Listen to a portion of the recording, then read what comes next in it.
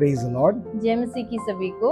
Believers all around the world are celebrating Good Friday today. दुनिया भर में सभी विश्वासी जो है आज गुड फ्राइडे को मना रहे हैं। The reason it is called Good Friday is because of the sacrifice Jesus made on this day. और इसीलिए इसको गुड फ्राइडे कहा जाता है क्योंकि आज के दिन जो क्रूस पर यीशु मसीह ने एक बलि चढ़ाया था उसी वजह से।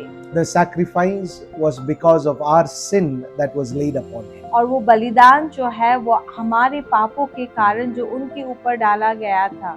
And so let's read a scripture that helps us understand this. आइए एक वचन को पढ़ेंगे जो हमें ये समझने के लिए सहायता करेगा। This is found in Matthew 19 verse 15 and 16. और ये मत्ती 19 के 15 और 16 पद में है।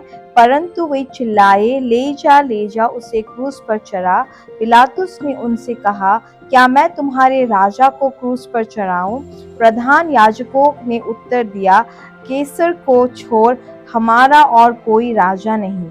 तब उसने उसे उनके हाथ सौंप दिया ताकि वो क्रूस पर चढ़ाया जाए।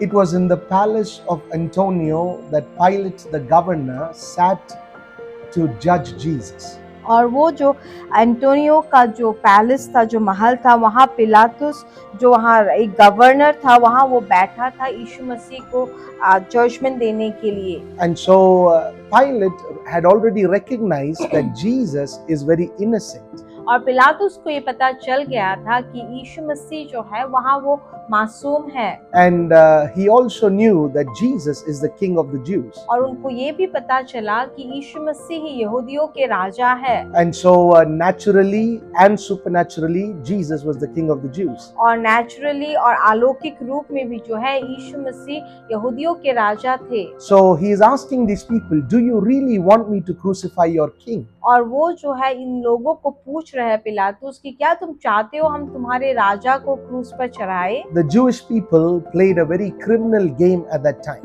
और यहाँ जो यहूदी लोग जो है यहाँ उन्होंने एक अपराधी जैसा एक काम किया। And they said, we have no other king but Caesar.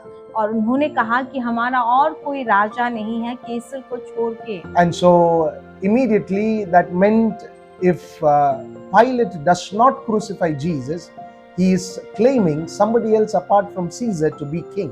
और उसका ये मतलब था कि वो ये समझाना चाहते थे कि अगर पिलातुस जो है यीशु मसीह को क्रूस पर नहीं चढ़ाएंगे तो पिलातुस ये कह रहे हैं कि कैसर को छोड़ के कोई और राजा भी है। So Pilate had no other option. और पिलातुस के पास जो है वहाँ और कोई भी उपाय नहीं था। So he washes his hands and allows them to lead Jesus away to be crucified. और इसीलिए वो अपने हाथों को धोता है और फिर यीशु मसीह को वहाँ वो क्रूस पर चढ़ाने के लिए जाने के लिए अनुमति देता है। And so in verse 16 we read how they led Jesus away to be crucified. और हम 16 पद में देखते हैं कि कैसे उन्होंने यीशु को क्रूस पर चढ़ाने के लिए वो ले जा रहे हैं। And so the way they would do it in those days, और उन दिनों में वो इस तरीके से करते थे। this was done with every person who was crucified. और ये उन सभी लोगों के साथ ऐसा ही होता था जिसको क्रूस पर चढ़ाया जाता था। They would tie a rope around the neck of the person and it would be a long rope and they would pull the person and go. और वो क्या करते थे, जिस व्यक्ति को वहाँ क्रूस पर चढ़ाया जाएगा उसके गर्दन में जो है वो एक रस्सी को बांधते थे और उस रस्सी से उसको खींच कर ले जाते थे। And they would pull the person all the way to the cross and then that person has to carry the cross and then the cross and the rope around the neck had to be carried. और उसके बाद जो है वो उसको उस क्रूस के पास तक उसको लेकर जाते थे और फिर उस व्यक्ति को क्रूस और वो रस्सी को जो है लेकर जाना पड़ता था। And so why is this important? क्यों ये जरूरी है? Because when we read it from our modern day perspective, we may not understand the scriptural background of pulling a person with a rope. और अगर हम आज की हमारी जो सोच है इसमें इससे अगर हम इसको पढ़ेंगे तो हमें ये समझ में नहीं आएगा कि क्यों एक व्यक्ति को रस्सी से खींचा जाता था। But the Bible explains in the Old Testament. पर बाइबल जो है पुराने नियम में हमें ये समझाती है। Now, this was given as a shadow that pointed out to the reality called Jesus. और ये जो है एक छाए की तरह दिखाया जाता था जो यीशु मसीह की वास्तविकता को समझाएगा। So, in the Old Testament, there were two animals that were picked by the high priest. और पुराने नियम में जो है ऐसे दो पशुओं को जो महायाजक है वो चुनते थे। So, we read this in Leviticus 16. और ये हम लेवी व्यवस्था 16 अध्याय में पढ़ते हैं। Aaron the high priest would select two goats, one sheep and one goat. और हारून जो है वो वहाँ दो पशुओं को चुनते थे, एक होता था बकरी और एक होता था मेमना भेड़ा। And so the sheep was sacrificed. और जो भेड़ है उसे वहाँ बलि चढ़ाया जाता था। The sheep was given as a sin offering. और जो भेड़ा है उसे वहाँ एक पाप की बलि के रूप में चढ़ा दिया जाता था। Now that also showed how Jesus is going to be the lamb who will be slain.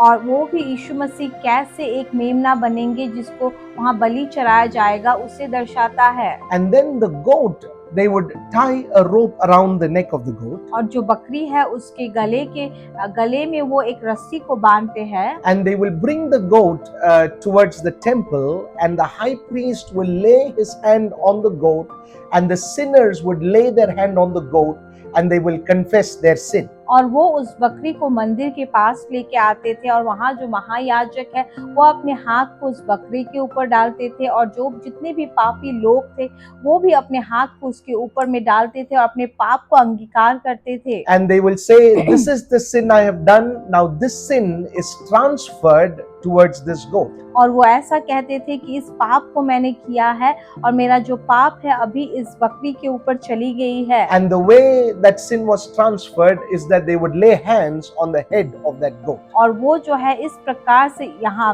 उनका पाप जो है वो बकरी के ऊपर चला जाता था जब वो अपने हाथों को बकरी के ऊपर रखते थे। And that is called in Leviticus 16 as a scapegoat. और उससे जो है लेवी व्यवस्था 16 अध्याय में जो है बलि चढ़ाए जाने वाला बकरी कहा जाता है। So this goat was never killed.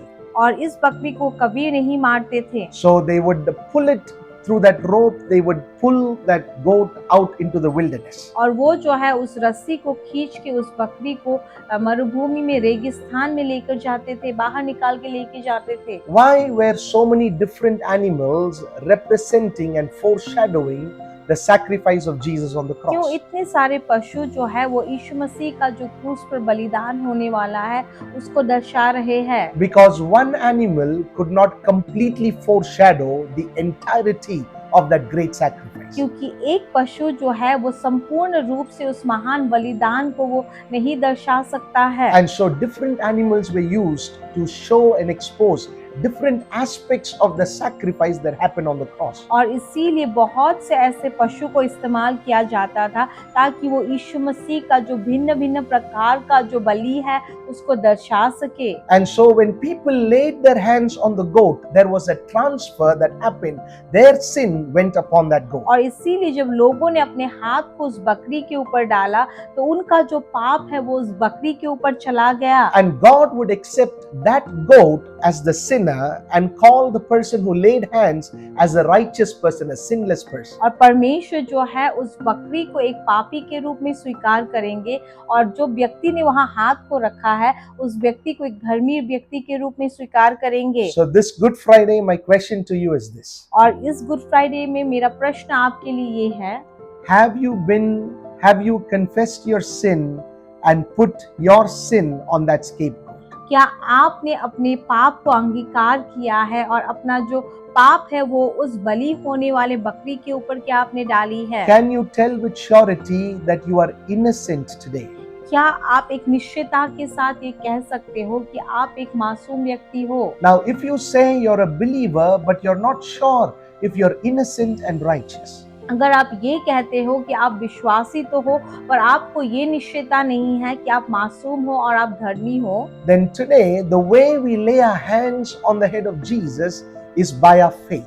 और आज हम यीशु मसीह के ऊपर जो हमारा हाथ रख सकते हैं वो है हमारे विश्वास के द्वारा। And instead of hand, we use our tongue, we confess our sin. और हाथ के वजह जो है हम हमारी जीभ को इस्तेमाल करते हैं और हमारे पापों को हम स्वीकार करते हैं। And so when you confess your sin and when you confess Jesus as the Lord and Savior of your life, और इसीलिए जब आप अपने पापों को स्वीकार करेंगे और यीशु मसीह को अपने जीवन का मुक्तिदाता और उद्धारकर्ता बोल के जब आप स्वीकार करोगे, then a transfer happens spiritually. और तब जो है एक ट्रांसफर होगा वहाँ आत्मिक रूप में। Your sin is laid upon Jesus. और आपका जो पाप है वो यीशु मसीह के ऊपर डाला जाएगा। He becomes the scapegoat that will be pulled by the neck through that rope. और वो जो है एक भेड़ बन जाते हैं, एक बकरी बन जाती है जिसको गले से रस्सी से उसको खींचा जाता है। And His righteousness and His innocence is put upon you.